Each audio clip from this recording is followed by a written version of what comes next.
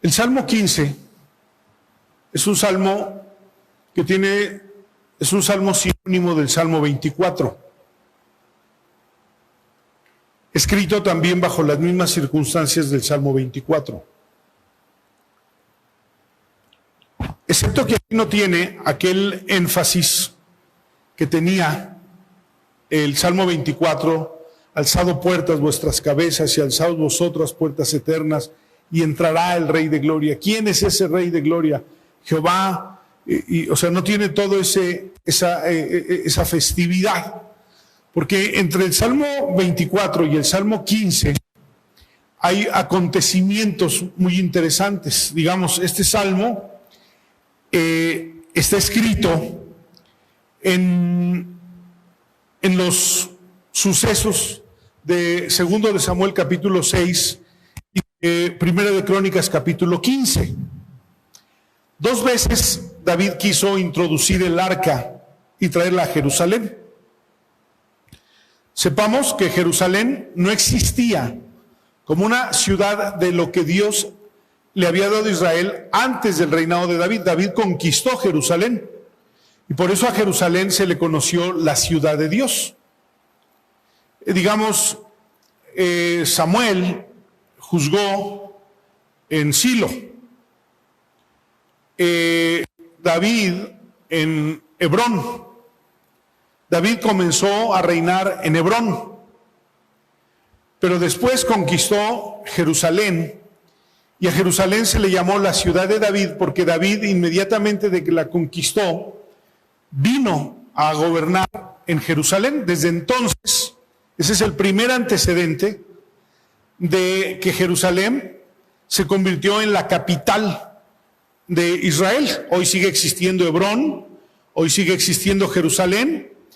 Entre las ciudades, cuando Israel vino a ser una nación en 1948, tampoco estaba incluido Jerusalén. Es decir, lo que le cedió las Naciones Unidas a Israel para que fuera su territorio y reiniciarse como una nación en 1948, no estaba incluido Jerusalén. Uno de los grandes conflictos, si no es que el más importante de los conflictos que tienen hoy el mundo árabe y en este caso Israel, es precisamente por la ocupación de Jerusalén. Porque Israel reconoce en Jerusalén su capital histórica desde el día que David conquistó Jerusalén, que era parte del territorio que Dios le había dicho a Israel que le daría por posesión en la tierra prometida. Pero cuando murió Josué, Israel dejó de conquistar. Y entonces, cuando David viene como rey de Israel, vuelve a retomar la conquista de las ciudades que no había conquistado Israel de la tierra que Dios le había prometido. David hace la conquista de Jerusalén y hace la conquista de otras ciudades que estaban incluidas en la conquista de la tierra prometida. Pero David hace como capital a Jerusalén. En el derecho histórico, Jerusalén le pertenece a Israel. Israel tuvo que conquistar y quitarle a los árabes Jerusalén en la guerra que ellos tienen, y las Naciones Unidas le han pedido a Israel que desocupe Jerusalén. Por eso las naciones tienen ese problema con Israel, por la ocupación de Jerusalén. Cuando Donald Trump ascendió a la presidencia en los Estados Unidos, una de las decisiones más importantes que tomó, y que eso se ve como un síntoma profético, es que ninguna nación había respaldado a Israel para que Jerusalén fuera su capital. Ninguna. Cuando Donald Trump asciende a la presidencia, reconoce legalmente, legítimamente a Jerusalén como la capital de Israel. Esto tiene que suceder por los eventos que se van a desarrollar proféticamente pronto en el Medio Oriente, como sucesos que se anticipan a la venida de nuestro Señor Jesucristo por la iglesia. Menciono esto porque este salmo que está aquí es está compuesto en la primera vez cuando David quiso traer el arca que había sido conquistada por los filisteos, cuando murió el profeta Elí. Todo el tiempo del reinado de Saúl nunca se preocupó por el arca, nunca tuvo ningún sentido de reverencia ni de fervor hacia la presencia de Dios, porque el arca era el símbolo de la presencia de Dios. Y entonces David, entre sus primeras acciones que quiere hacer cuando establece en Jerusalén su casa, es ir por el arca. Y entonces va con mucho entusiasmo y lleva una congregación. Llegan los sacerdotes y trae el arca, pero al traer el arca no respeta las leyes que Dios había establecido para que fuera transportada el arca.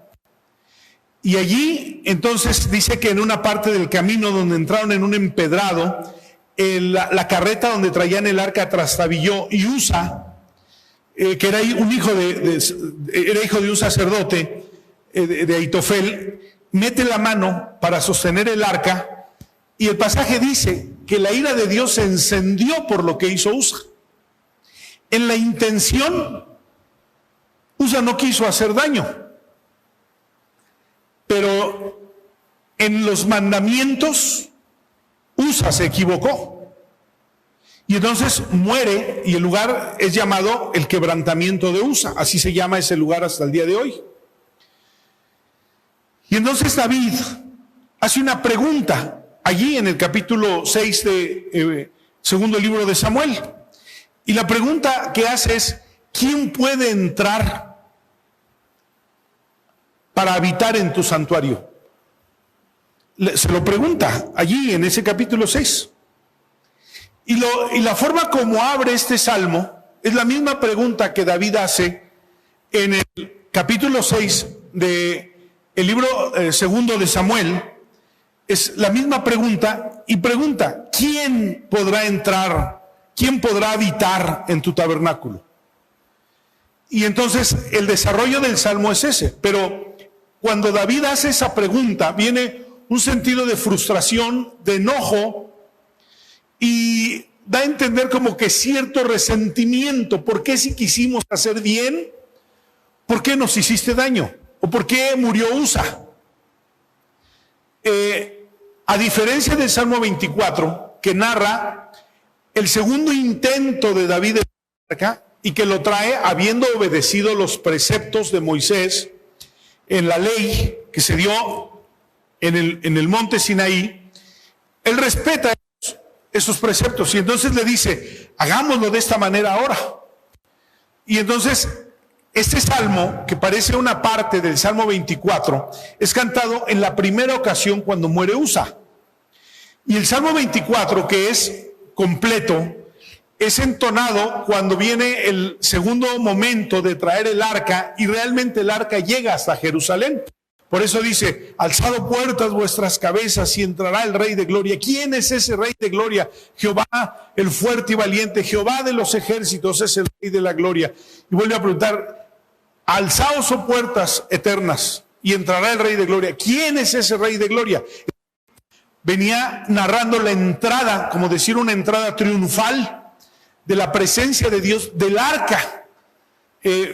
Venía marcando esa entrada, y entonces el pueblo estaba cantando esa canción, ese salmo que David compuso, porque el arca entró hasta Jerusalén. Aquí solamente hace una pregunta, que la pregunta viene del fracaso de no poder traer en ese primer intento el arca.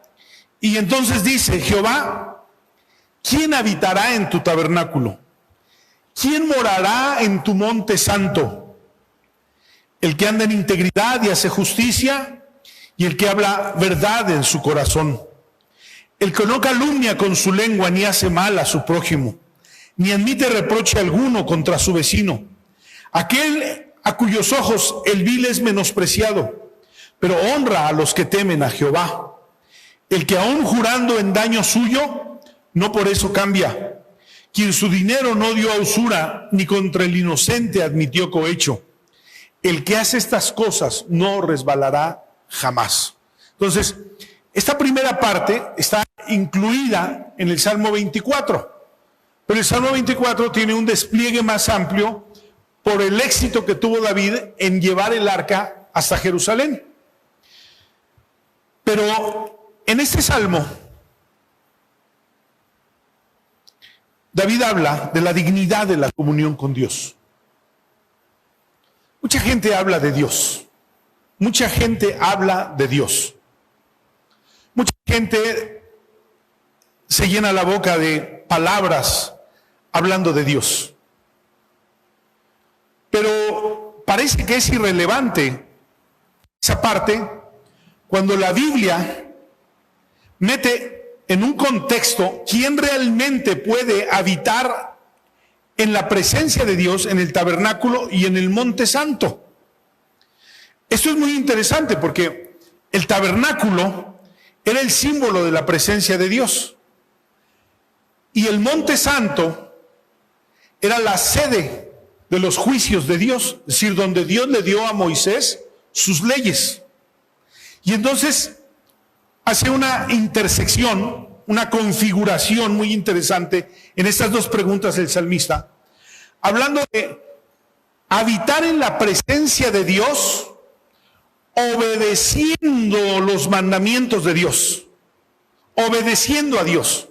Es decir, nadie puede estar en la presencia de Dios si no obedece a Dios. Eso es lo que configura David en estas dos expresiones cuando pregunta, ¿quién podrá entrar a su tabernáculo y quién podrá estar en el monte santo?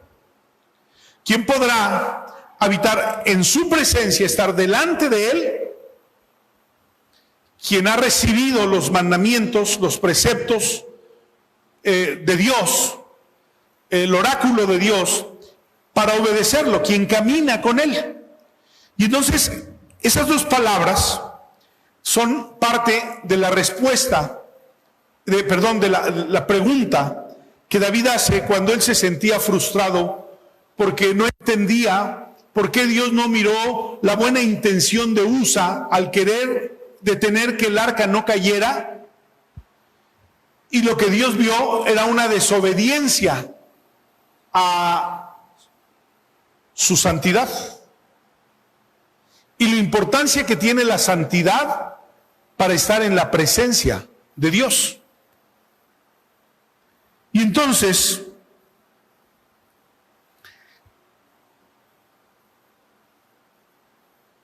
David,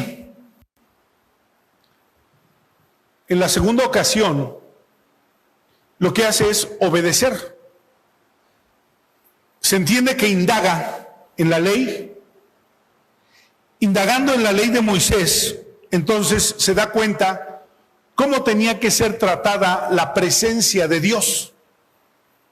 Y por eso hablamos de la dignidad que tiene la comunión con Dios. ¿Quién puede tener comunión con Dios?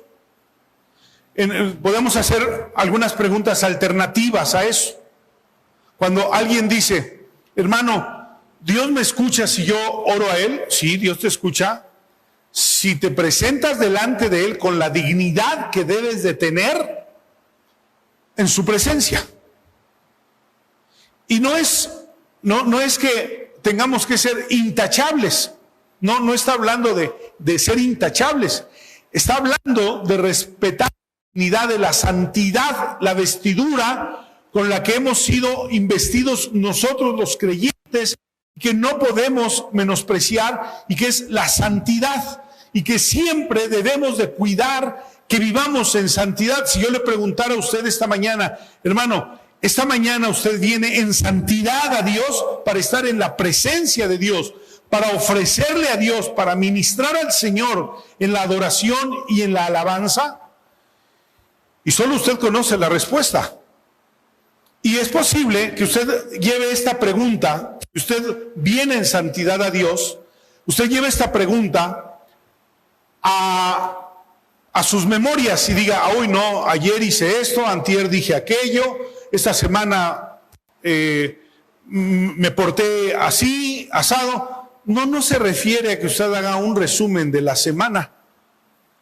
Se refiere a la cercanía, a la dignidad y a la obediencia que tenemos delante de Dios cuando todos los días nos presentamos delante de Él, cuando en cada acto de nuestra vida, por profano que haya sido, aprendemos a confesar nuestros pecados, a hacernos responsables de nuestros pecados, a declarárselos a Dios y a implorar su perdón, y entonces nosotros podemos decir: sí, vengo con la vestidura de la santidad con la que puedo estar en la presencia de Dios, porque mis actos han sido cobijados en la sangre de Cristo y yo he admitido mi responsabilidad, no me he justificado, no he puesto ningún pretexto, sino que he declarado mi culpa y le he dicho a Dios: Dios, yo soy responsable y soy culpable, perdóname. Y entonces Dios me perdona. Y es como dice, me gusta como el Salmo 32, que es uno de los salmos penitenciales de David, es decir, junto con el Salmo 51, que escribe David, escribe el Salmo 32, en el pecado de David con Betsabé y todo lo que generó ese pecado. Y mira con dignidad, es decir, cómo recupera la dignidad a pesar de su pecado, cómo David recupera su dignidad para estar delante de Dios. Si alguien nos podía hablar con toda autoridad del estar en la presencia de Dios, de habitar delante de Él, era David. Estuvo acostumbrado desde que era un pastor de ovejas a eso. Recordemos cómo enfrentó los diferentes desafíos de la vida y siempre haciendo memoria de sus experiencias con Dios en el redil. Experiencia que no perdió. Algo que después se pareció al redil fue la cueva de Adulam, donde él estuvo refugiado un tiempo huyendo de David y donde hubo gente que llegó con él y donde allí él estuvo en un estado de paciencia, esperando en Dios hasta que Dios lo sacó de allí y lo sacó victorioso. Son momentos importantes, pero donde David siempre privilegiaba, a pesar del conflicto, a pesar del mal momento, a pesar de los problemas, privilegiaba el hecho de él poder estar siempre en la presencia de Dios. Quiero leer el Salmo 32 como una referencia a esta parte, porque no es un David intachable, no es un David que nunca cometiera ningún agravio. Es un David que, aunque cometía agravio y pecado, sabía estar dignamente en la presencia de Dios y retomar las vestiduras de la santidad. Dice así: bienaventurado, mire cómo abre, aquel cuya transgresión ha sido perdonada y cubierto su pecado. Eso es la santidad. Aquel cuya transgresión ha sido perdonada y cubierto su pecado. ¿Por qué puede estar en la presencia de Dios? Dice el versículo 2, bienaventurado el hombre a quien Jehová no culpa de iniquidad y en cuyo espíritu no hay engaño. Sin santidad, dice la Biblia, nadie puede ver a Dios. Sin santidad, nadie puede ver a Dios. Y está hablando David aquí, bienaventurado, cuya transgresión ha sido perdonada, cubierto su pecado. Y puede estar delante de Dios porque dice: a quien Jehová no culpa de iniquidad. Mientras callé, se envejecieron mis huesos en mi gemir todo el día, porque de día y de noche se agravó sobre mí tu mano, se volvió mi verdor en sequedades de verano. Mi pecado te declaré y no encubrí mi iniquidad. Dije: confesaré mis transgresiones a Jehová, y tú perdonaste la maldad de mi pecado. Es por esto que orará a ti todo hombre, todo santo, en el tiempo en que pueda ser hallado. Ciertamente en la inundación de muchas aguas no llegarán estas a él. Es decir, el que busca a Dios lo encuentra. y cuando lo encuentra, los conflictos nunca lo van a destruir. Tú eres mi refugio, me guardarás de la angustia, con cánticos de liberación me rodearás. Te haré entender y te enseñaré el camino por el que debes andar. Sobre ti fijaré mis ojos. No seas como el caballo o como el mulo sin entendimiento, que han de ser sujetados con cabestros y con freno, porque si no, no se acercan a ti. Muchos dolores habrá para el impío, mas al que espera en Jehová le rodeará la misericordia. Al que espera en Jehová le rodeará la misericordia. Cuando abundó el pecado, sobreabundó la gracia. Al que espera en Jehová le rodeará la misericordia. Alégrense en Jehová y gócense los justos, y canten con júbilo todos los rectos de corazón. Es decir, haciendo una referencia hacia el Salmo 15,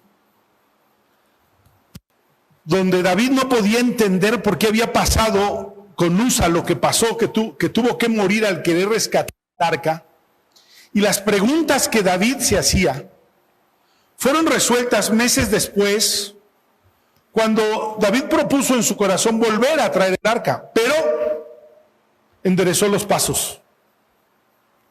Si bien no había hecho un pecado cometido, había omitido un mandamiento, y la Biblia dice que el que sabe hacer lo bueno y no lo hace, le es contado por pecado. Y entonces, ¿qué es lo que corrige David? Va a la palabra de Dios.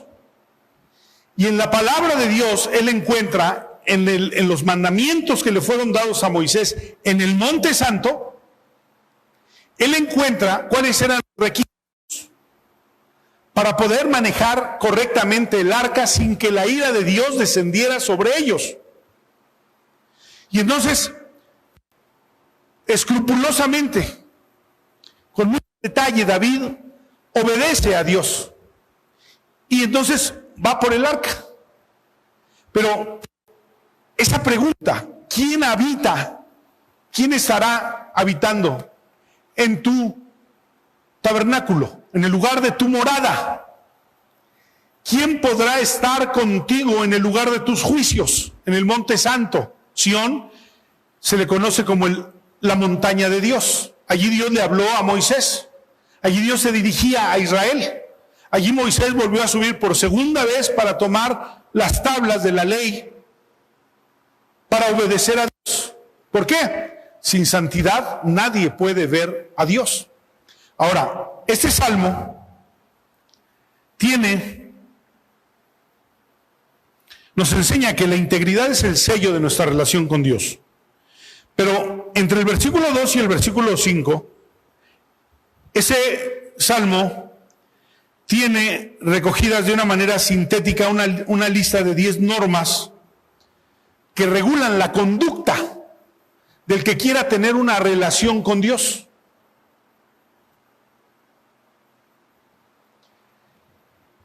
Y es un decálogo, como lo fue también los 10 mandamientos.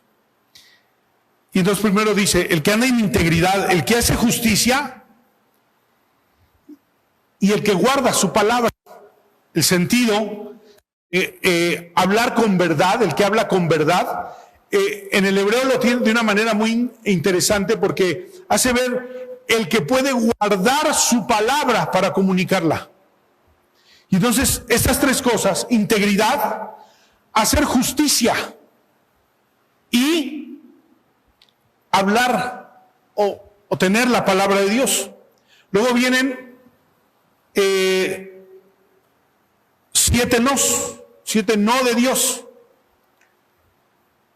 No calumniar, no hacer mal al prójimo, no reprochar, no menospreciar, no jurar para hacer daño, no practicar la usura y no admitir cohecho para dañar a un inocente. Son las cosas que tiene aquí. ¿Qué quiere decir David en esto? Bueno, si bien para el tiempo de David esto era una condición y cuando no se cumplía, ellos ofrecían ofrendas, ofrecían sacrificios por su pecado, por no haber cumplido esta parte, David sigue diciendo y sigue insistiendo que si no hacemos las cosas que Dios nos manda, de alguna manera, este decálogo tiene una relación directa con los 10 mandamientos. Los 10 mandamientos, como las leyes cívicas, no fueron dados para justificarnos delante de Dios. Nos fueron dados para evidenciar nuestro pecado. Las leyes de Dios fueron dadas para evidenciar nuestro pecado, no para salvar a nadie. Porque estoy seguro que cuando usted y yo miramos este decálogo, ¿quién sale librado esta semana?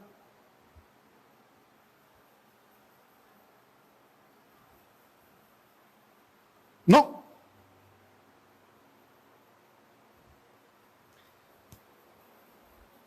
Pero este salmo, como otros, de una manera profética nos llevan al Calvario.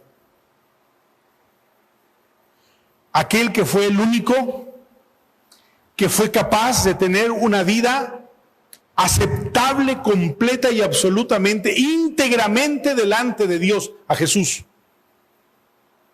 Y que cumplió por nosotros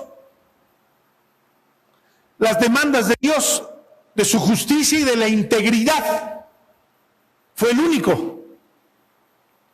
Y cuando miramos en el Salmo 32, David recurre a su incapacidad por ser intachable a la confesión de pecados. Nosotros a veces no calculamos la grandeza que tiene esa puerta que Jesús abrió acerca de confesar nuestros pecados y hacerlo frecuente y constantemente. Ahora se ha inventado, por ejemplo, en las congregaciones neopentecostales, así se les llama despectivamente, ¿sí? O carismáticas. ¿Por qué? Porque comulgan con todos. Tú eres esto, no te preocupes, ven, por eso dicen carismáticos. Y tú crees en esto, no importa, ven.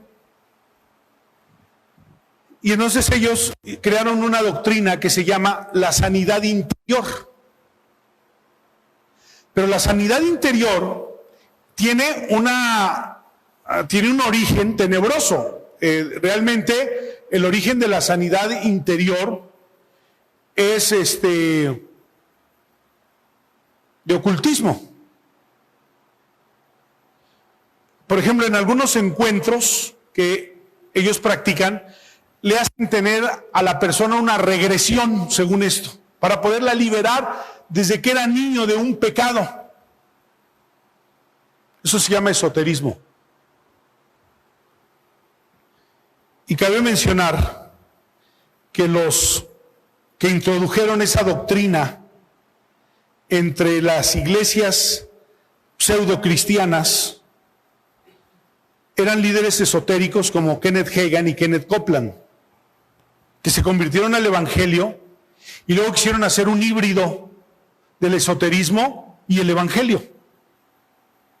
Y por eso ese tema de las regresiones, para que tú puedas ir al momento donde tú algo te dañó, cometiste un pecado y seas liberado desde allá, y eso le llaman ellos sanidad interior. Pero tiene una derivación. Hacia los años 80 surgió un libro que se llamó Cerdos en la Sala.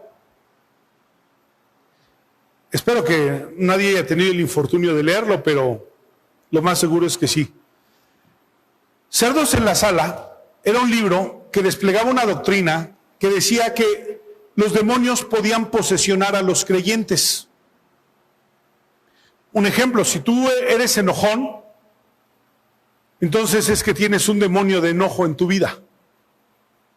Si tú estás triste, siempre es que tienes un demonio de tristeza. Y si tú eres chismoso, es porque ya tienes a quien echarle la culpa. Hay un demonio de chismes en tu vida. Y entonces a eso le llamaban cerdos en la sala. Es decir, se habían metido a nuestra casa los cerdos.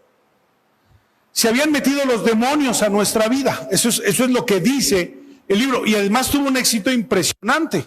Impresionante. Y sobre todo, no solo en el mundo carismático, sino también en iglesias cristianas.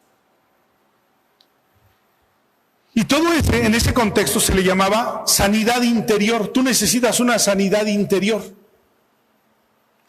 Ahora, esto es una mentira, por supuesto. ¿Cuál es la única realidad que la Biblia enseña respecto a la sanidad interior? Lo que está hablando David en el Salmo 32. La confesión de pecados, eso es todo. Te declaré mi pecado, dice. Te declaré mi pecado y tú me liberaste. No había más. Esta sanidad interior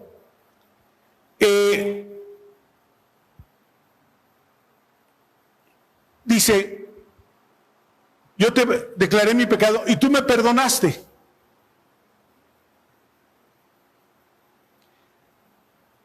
Y entonces por eso dice, orará a ti todo santo en el tiempo en que pueda ser hallado. ¿Por qué? Porque la confesión de pecados tiene que ser una práctica continua y permanente en nuestra vida.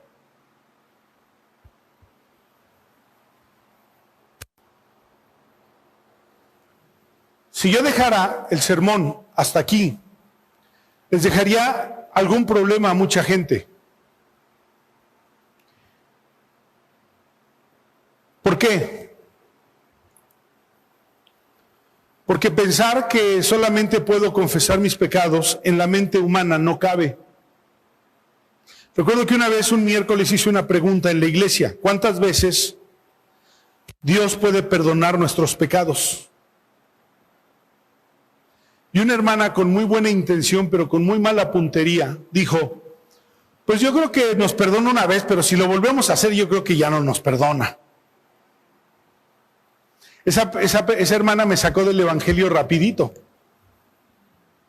Quedaríamos fuera usted y yo. Y entonces recurrí a un principio. Cuando Pedro le pregunta a Jesús, ¿cuántas veces debo de perdonar a mi hermano? Y Jesús le contesta, 70 veces 7. Pero si lo vemos en el evangelio de Lucas, Jesús le dice a Pedro, 70 veces 7 en un día. De por sí, el 70 veces 7 ya era un número perfecto.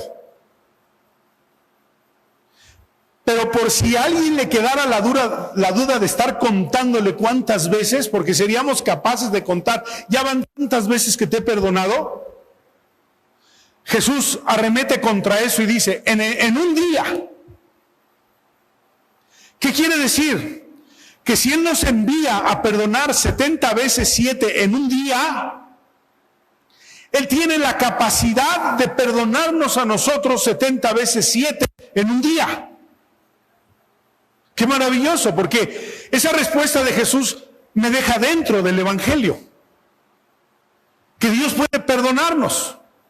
Pero ¿quién de nosotros ha hecho de la confesión de pecados su hábito permanente para que siempre pueda estar delante de Dios? Porque sin santidad, dice, nadie verá a Dios. Ahora, de una manera posicional ya somos santos. Ya somos santos. Pero eso no quiere decir que no debamos confesar nuestros pecados. Porque el pecado siempre hace una barrera entre Dios y nosotros. Cuando le dice, no seas como el caballo o como el mulo, que ha de ser sujetado, porque si no, no entiende, dice. Bueno, en la realidad, somos como el caballo y como el mulo. Nos cuesta entender. Pero luego el Salmo camina diciendo algo muy bello.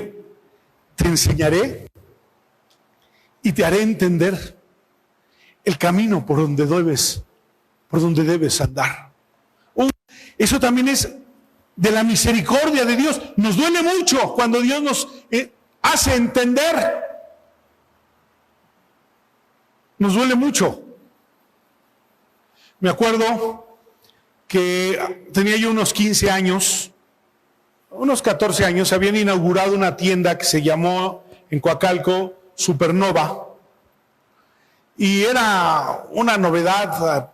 No teníamos dinero para ir a comprar, pero me iba con mis cuates a darle la vuelta era nuestro paseo. Usted va a una plaza comercial a pasear, pues uno se iba a esa tienda en mis tiempos, nada más a darle la vuelta a la tienda y verlo todo lo que había y suspirar por todo lo que había, porque hasta ahí se quedaba, en suspiros. Y recuerdo que un amigo mío que era cristiano, o por lo menos era de padres cristianos,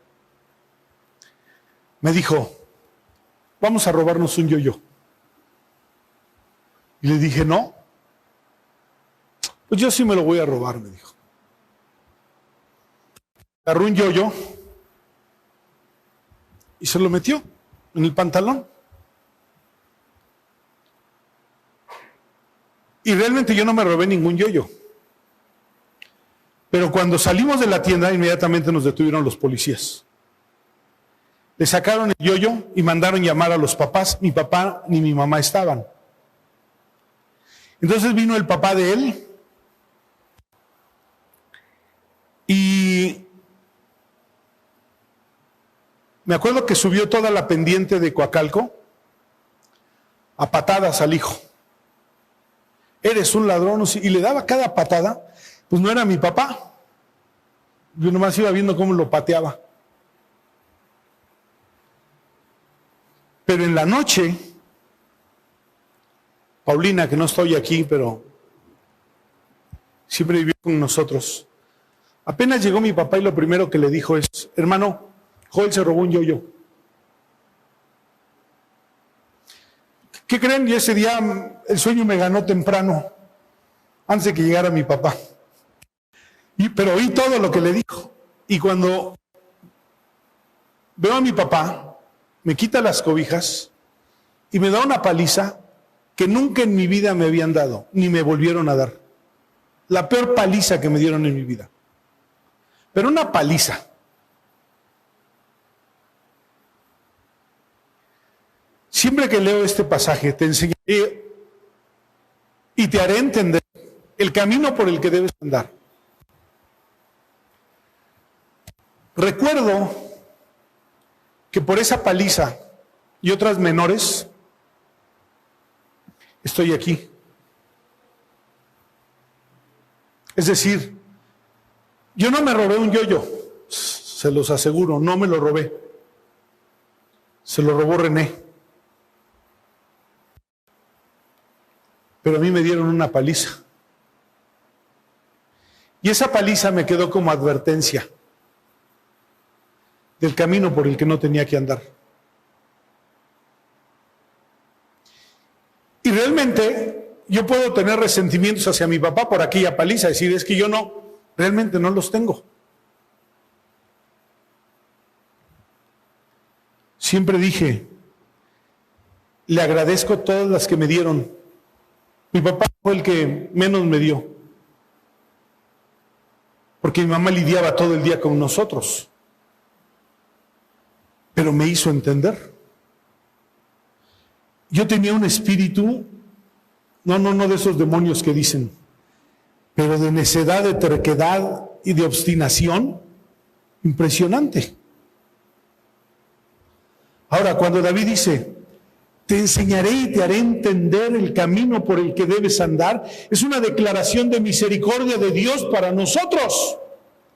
Porque aún las circunstancias y las adversidades que tenemos, Dios las usa para nuestro aprendizaje, y caminar por caminos de justicia.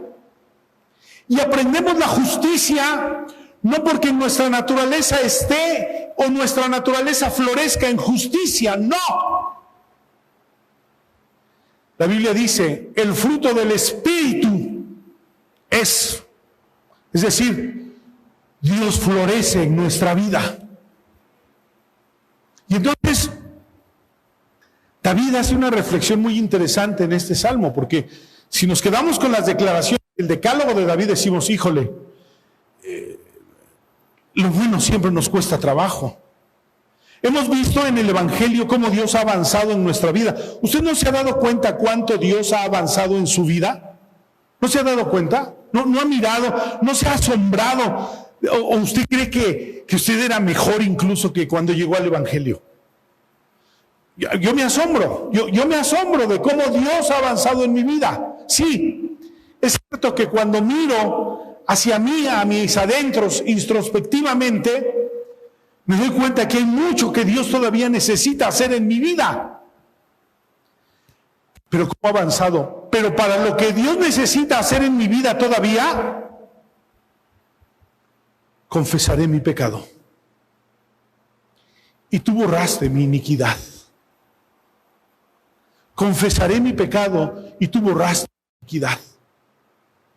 Y puedo saber, he percibido que en la mañana, que cuando vengo en el coche, que cuando estoy en cualquier lugar, he percibido que la presencia de Dios está conmigo.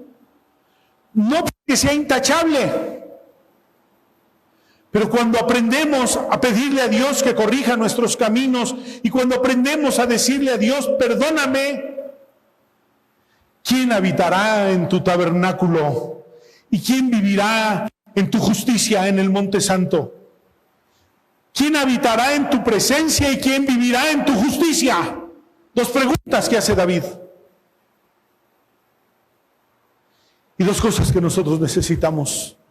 Necesito vivir en la presencia de Dios todos los días. Escóndeme en lo más íntimo de tu tabernáculo, dice el salmista. Escóndeme. Quiero estar protegido. Quiero que tú me guardes en lo más íntimo de tu tabernáculo, en tu presencia. Pero también quiero habitar en tu justicia. Quiero que tú cambies mi vida. Quiero que tú transformes mi vida. Quiero que tú avances conmigo. Quiero que tú me enseñes. ¿Por qué? Porque puedo convertirme en un cristiano que no tenga interés, ni el más mínimo interés por los mandamientos de Dios. Y piense que viniendo a la iglesia o leyendo la Biblia en mi casa o agarrando una serie de sermones ahora en el Facebook, yo estoy ya a salvo con Dios. Hay gente que está más preocupada por decirse cristiana que realmente por habitar en la presencia de Dios y morar en la justicia de Dios. Realmente estoy sorprendido, de alguna manera. Estoy sorprendido de aquellos cristianos que no han vuelto a la iglesia. Estoy sorprendido. Aquellos que nunca necesitaron la comunión de la iglesia. Porque la presencia de Dios es la comunión del cuerpo de Cristo.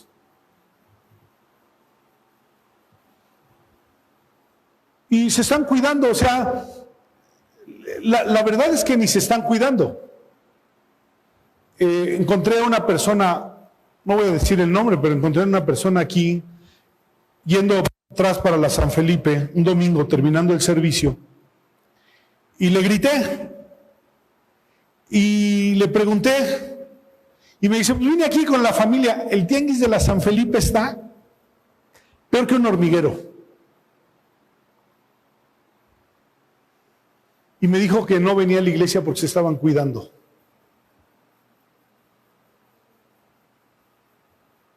¿Cómo la ve? Esto les ha servido como un pretexto para no vivir la comunión del cuerpo de Cristo.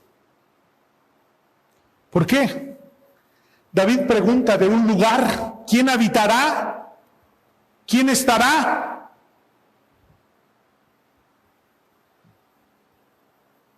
Y la iglesia debe de mirar como deseables los mandamientos de Dios. Debe de mirar como deseable la comunión del cuerpo de Cristo. Déjeme decirle, Esta pandemia comenzó hace más de año y medio, un poquito más de año y medio. No soy ejemplo de nadie. Pero los que usted ve aquí hemos estado sin faltar un solo día, miércoles, viernes y domingo.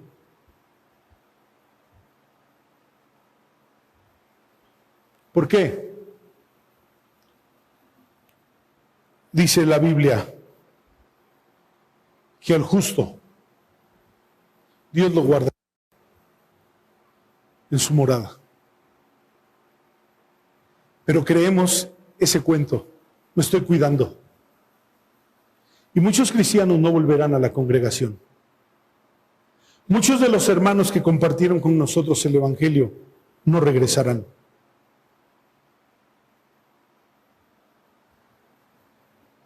Me gusta a mí mucho el culto del miércoles y del viernes. En ese culto han venido personas que se han convertido al Evangelio en el trayecto de esta pandemia. Se van a bautizar algunas personas en los bautizos. Y hay una familia, así donde está ahorita Gerardo, donde están allí, se sientan. Son 5 personas. No fallan un miércoles, un viernes. El domingo les toca trabajar. Llegan mojados, corriendo. Mojados, literalmente mojados, porque ha caído unos aguaceros y allí están. Tienen hambre de Dios. Muchos que se han reunido con nosotros perdieron esa hambre y perdieron el hambre de la comunión con la iglesia. ¿Quién habitará? Quien sea íntegro con Dios. ¿Quién vivirá en su monte santo? Quien tenga hambre de Dios. David de respuestas aquí. Y en la palabra de Dios encontramos el significado de lo que David está expresando aquí. Nunca he tenido una experiencia con Dios como las que he tenido en la comunión de la iglesia. He tenido bonitas experiencias con Dios. Imagínese, deseamos que Cristo venga y nos lleve al cielo. Si usted no tolera convivir con los hermanos aquí, ¿cómo tolerará vivir toda la eternidad allá? ¿Cómo le va a hacer? Si esto no le parece deseable, ¿cómo podrá estar en el cielo?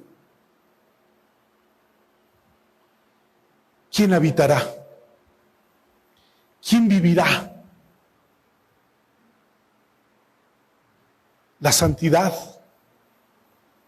es una marcha, es un caminar, es una vestidura para que estemos siempre en la presencia de Dios. Cierre sus ojos. Dios,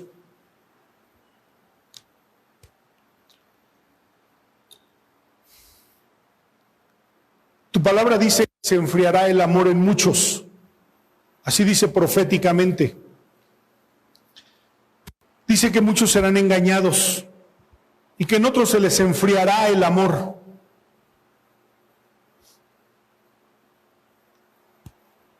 Dios, queremos estar en tu santuario y queremos habitar en tu monte santo. Necesitamos tu presencia y necesitamos tu justicia. Ayúdanos a no menguar, a no desanimarnos, a no enfriarnos, porque estar y vivir es un ánimo, es un anhelo y es una decisión, es una voluntad. Que mantengamos siempre el ánimo y la voluntad para estar en tu casa, en tu presencia, en tu justicia. Bendice a tu iglesia en el nombre de Cristo Jesús. Amén.